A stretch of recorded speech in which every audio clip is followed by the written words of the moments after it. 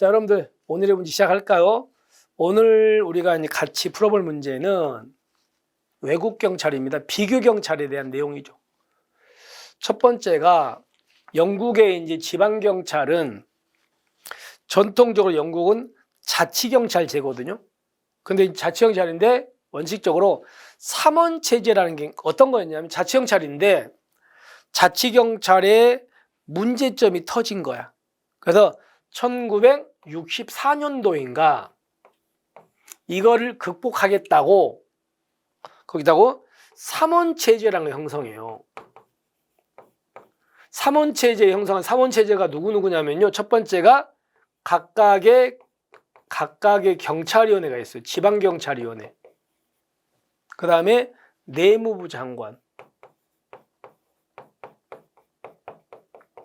그 다음에 이제 경찰청장, 지방경찰청장 있죠? 이 세 사람이서 경찰을 관리하고 운영하게 합니다. 지방경찰을.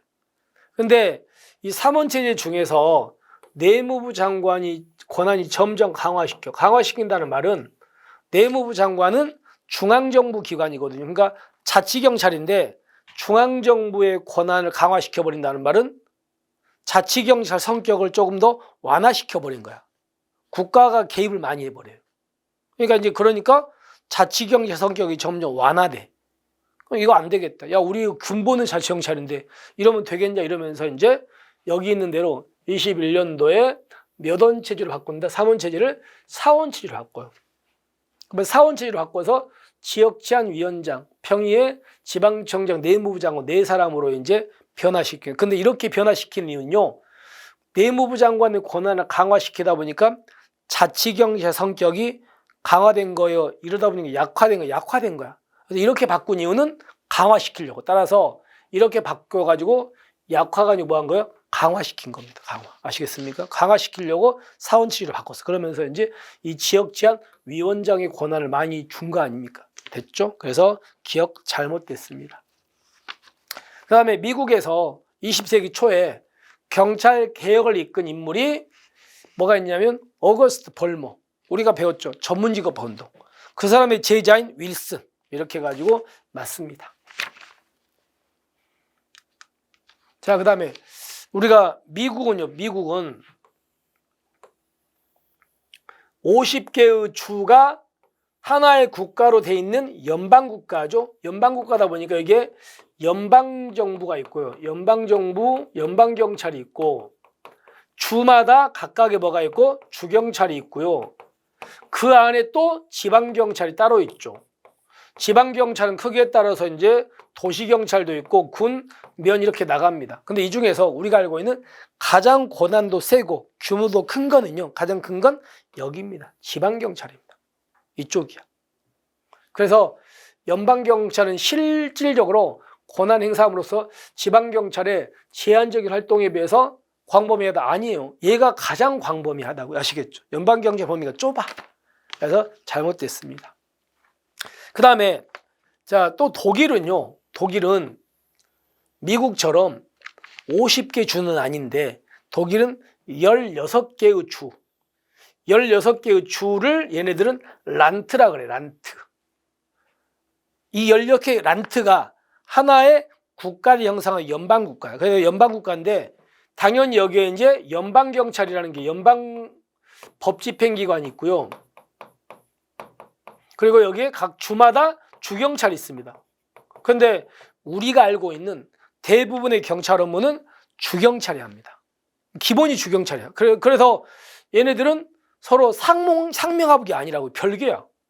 따라서 연방 법집행기관에 뭐가 있냐면 연방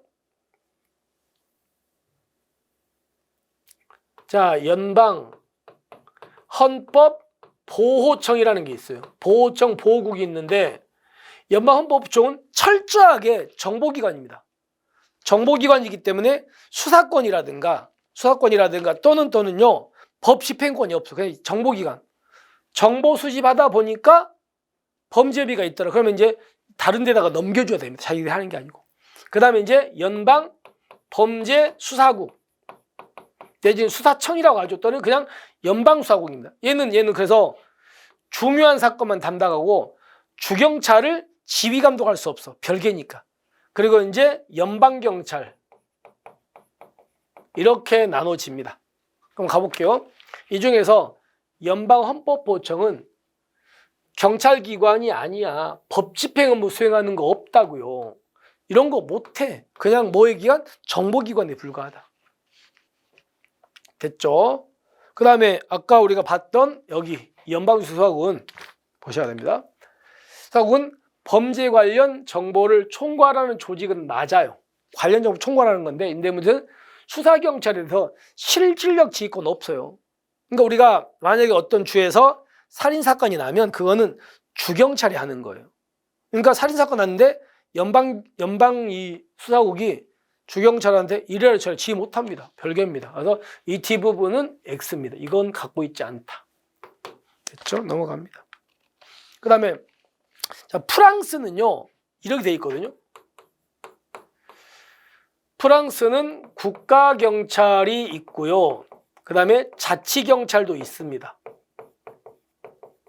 그런데 여기서 이제 구별 기준이 2만인데 2만의 기준은 조심할게 2만이 넘는 지역이든 안 되는 지역이든 전부 다 국가경찰입니다. 다. 그런데 2만이 안 되는 지역에서는 자치경찰을 둘 수 있어요.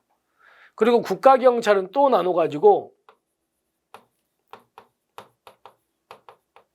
국립경찰과 군경찰, 군인경찰로 나눠집니다. 근데 이제 대부분의 지역에는 국립경찰이 들어가 있는데 만약 국립경찰이 없는 지역 있죠. 없는 지역에 이제 군경찰이 들어가서 이걸 좀 보완하는 겁니다. 근데 군경찰은 원래 군인입니다.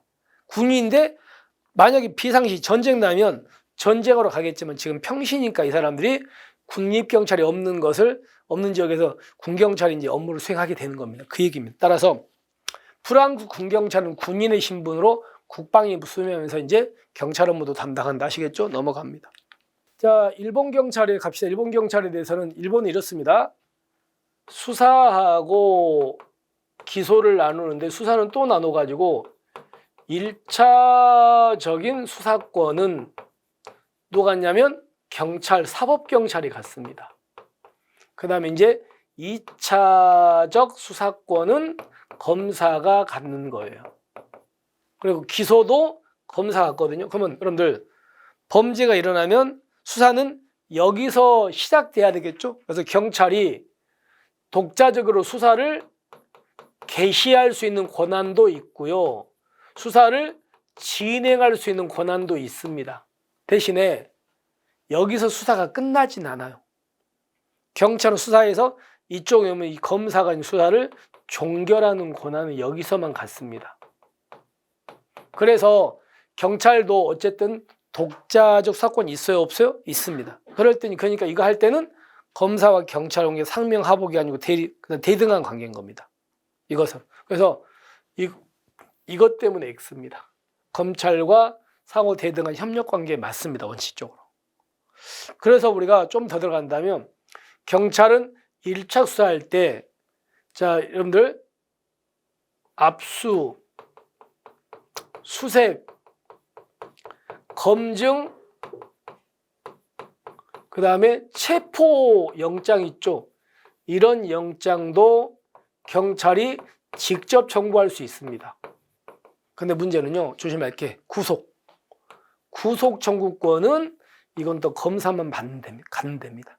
여기까지 알면 좋고요. 그렇게 해가지고 결론 경찰은 종결권은 없다. 근데 개시나 진행권은 있다. 아시겠죠? 그래서 이 부분 때문에 X입니다. 자, 그러면 정리한다면 3원체제에서 4원체제로 바꿈으로 인해 가지고 자치경찰 성격을 강화했다. 약화가 아니다. 그리고 가장 넓은 건 지방경찰이다. 연방경찰은 권한이 높지 않다. 그리고 헌법보호청은 철저하게 정보기관이다. 법집행 업무 없다. 수사권도 없다. 그리고 독일 연방범죄수사국은 주수사경찰을 지휘감독할 수는 없다. 별개다. 상호 독립관계니까. 그리고 마지막 일본 경찰은 수사와 개시와 진행은 있지만 종결권은 없다. 아시겠죠? 이렇게 해가지고 여기까지 보시면 되겠습니다. 자, 이렇게 해서 우리가 이번 주 있죠? 이번 주 마무리했습니다. 여러분들 또 우리는 이제 시험이 얼마 안 남아서 주말 있으면 안 돼요. 아시겠죠? 주말에도 공부 꼭 하시고. 됐죠? 자, 우리는 이렇게 해서 이번 주 마무리하고요. 여러분께서 주말 열심히 보내시고 우리는 또 다음 주에 또 새로운 문제로 우리 인사드리겠습니다. 여러분들 화이팅 하시고 다음 주에 뵙겠습니다. 수고하셨습니다.